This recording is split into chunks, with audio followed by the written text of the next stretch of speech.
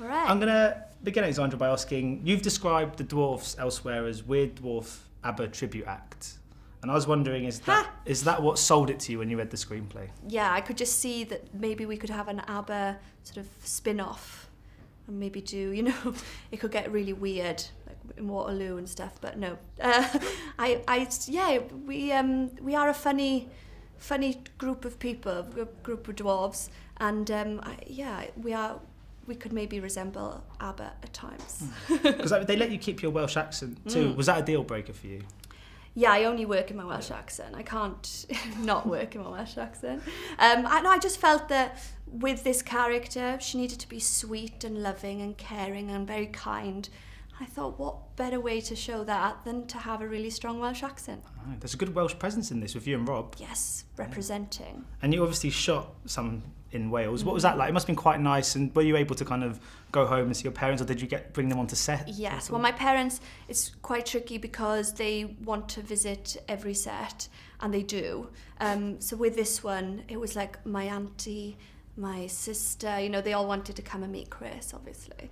But that was allowed, and they came on the last day and had a lovely day out. But it was nice filming in Wales because we got a helicopter to Wales. That's what kind of film this is, where they just said, don't catch the train, we'll get you a helicopter. How cool is that? Did your family get to meet Chris? My mum did, yeah. She hasn't shut up about it. And having not been in the first film, is it helpful when you come into a franchise, when you know what the tone that is established? I mean, that must be quite nice when you kind of know what's expected of you, I guess. Yes, yeah. So I hadn't seen the first one until I got the part, and then I watched it and understood, sort of what my role will be in the franchise. And it was good as well having Nick to play opposite, because he was of course in the first one, so he had done it all before. He was an old dab hand at all of what was needed and knew what we needed to do. It was good. Because Rob and Nick are really, really funny. It must have made a really fun shoot when you're kind of collaborating with people like that who just naturally just can't stop cracking jokes. Yeah, I mean, they are comedians. That is their job, but they are so funny. And we all got to know each other a couple of weeks before shooting. We got for dinner, and I just got to know them and sort of work out our dynamic within the group of dwarves. And it was definitely them just making me and Sheridan laugh loads throughout the whole thing. Because the version we see of Rob Brydon in The Trip is definitely a kind of fictionalised version of himself, but does he actually do a lot of impersonations? Yes, that's actually him.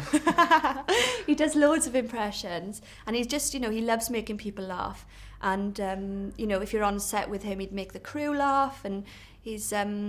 And that's a lovely way of getting work done, because everyone feels relaxed and everyone is enjoying being at work.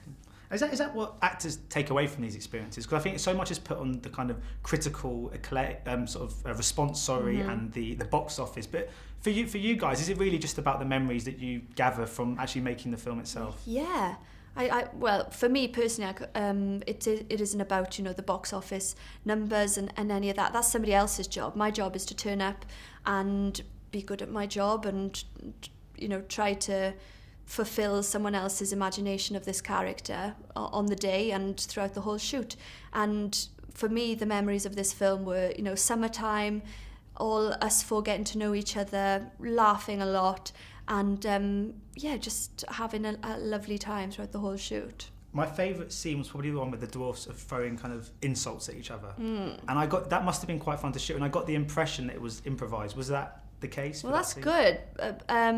It might have been a bit improvised. I think they changed the odd word here and there.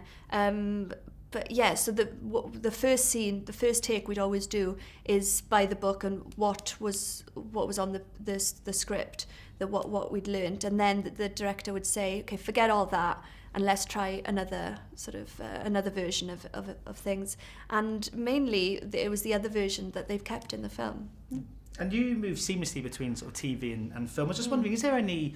I mean, people sort of talk about the blurring of the line between the two now. That must be great for actors such as yourself now, that there's no such thing as a TV actor and a film actor. It must open so many more doors for you. Yeah, absolutely. I don't want to ever be cast as sort of a theatre actor or a TV actor. They've all, got I just want to play good characters, and that line is blurring now between TV and film, and it's great for me to experience sort of this calibre of film and this massive budget, and then after that I went on and did a TV job for BBC, and it was completely different, and I think that's healthy to have a taste of all of those genres. Brilliant. Thank you so much for your time Thank today. you. Much appreciated. Thanks. Ladies and gentlemen, you're watching Hey You Guys!